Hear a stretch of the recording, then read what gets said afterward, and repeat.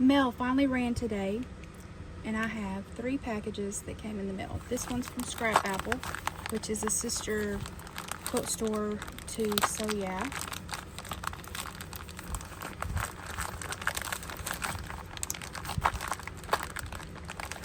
And I got hardware by Annie.com.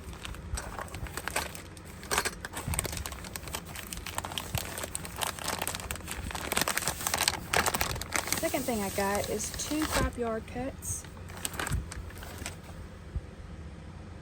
I got these for backings for the quilts that are coming up for the quilt retreat. And then I realized that the quilt this one was going on, we're actually doing a table topper, not a quilt version of it. So I'm probably going to save this backing for another one. And I decided instead of this one, I wanted a purple backing for that quilt. So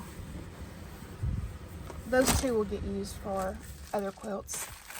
And then last, I got from Amazon, because I got one of these when I was in the quilt store and when we went on our big trip to Amish country, and I wanted to have one of these, one for each hand.